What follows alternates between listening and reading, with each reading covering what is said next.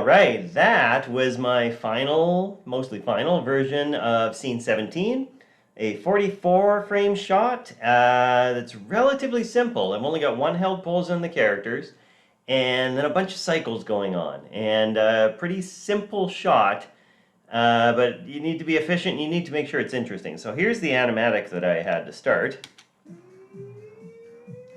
Simple, character panning down, background moving up, pretty straightforward. And here is the final again. So you can see all the motion that's going on there. And if we compare the final here to the storyboard here, you can see that, I mean, it's pretty darn close. I mean, I've got the size and everything. The big difference here is the eye direction. Just really focusing on our lizard queen coming straight down there, focusing on where she's going.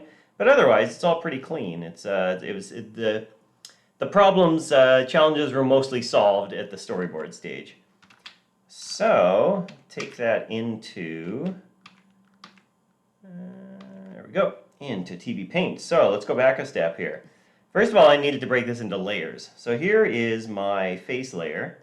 And I put the face on its own layer because everything else, some of the cycles are going to be behind it. None of the cycles are going to be in front of the face. So if I put the face on a layer, then I can do whatever I want with the cycles behind, and it will give a sense of depth to it all. So then we get here. Here's our lines for the cycles. And you can see we've got 1, 2, 3, 4, 5, 6, 7, 8 different cycles going on. Each of these cycles is 5 frames. I'm playing this at 1/4 speed here. And so even if it's 44 frames, let's say 45 rounded up, this cycle is playing 9 times, which could get really repetitive. But what I'm counting on is the fact that we're focusing on the background, we're focusing on the entire character, and all of this movement on the character, even though we see it 9 times in less than 2 seconds, is going to not be overly repetitive because there's enough other visual information for us to go on. Plus, I mean, even just this, there's like, yeah, you know, it doesn't look like it gets boring too quickly because our eyes keep jumping from one cycle to the next. Now I'm going to put the background, and we'll cut to the tones in a second. Put the, or not background, but the back layer of the body there. And let's turn on the cycle like this. So this is in the context of the whole body. We've got lots of other information to see there. Once I turn the body on, tones on, then I'm going to have one more, is the hair back here. The big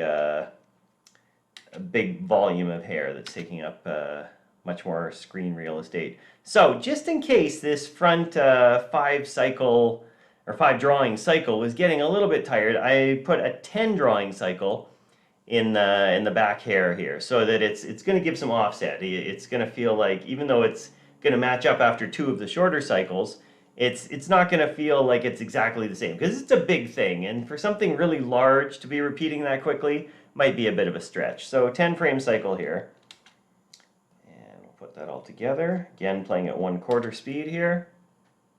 And there's a lot going on visually here. I've made sure that the cycles are all independently moving from each other. There's lots of shape change, lots of negative space. Yeah, there's tons going on there. And just to break it down a little more here, let's just look at the tones. So if I hide everything except for my tones here, you got these, see, you've got these color coded down here on the bottom left. So this is just my tones now.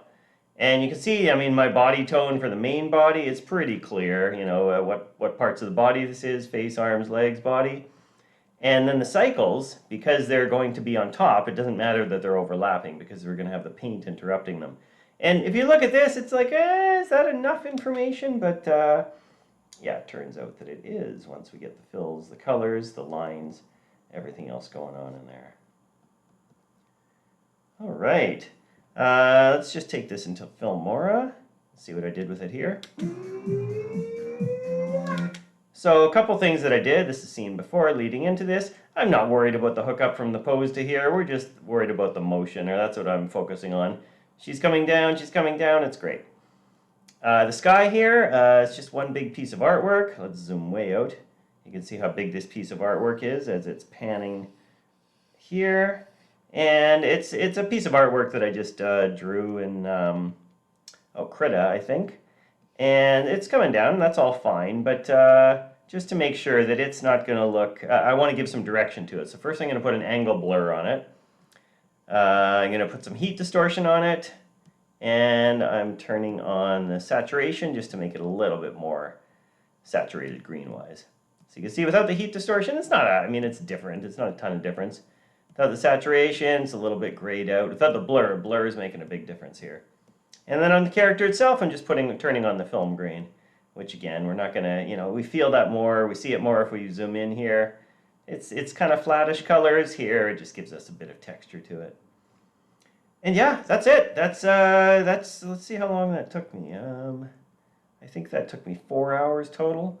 So the planning is the planning for the efficiency is the important part, because the planning doesn't even take that long, but just being really clear. Because again, this is one of those scenes I could have ended up spending 10 hours on it, but I want to be efficient, want to get it done quickly. I only had to spend half a day on it. So yeah, that's the cycles for scene 17, and thanks for checking it out. More to come.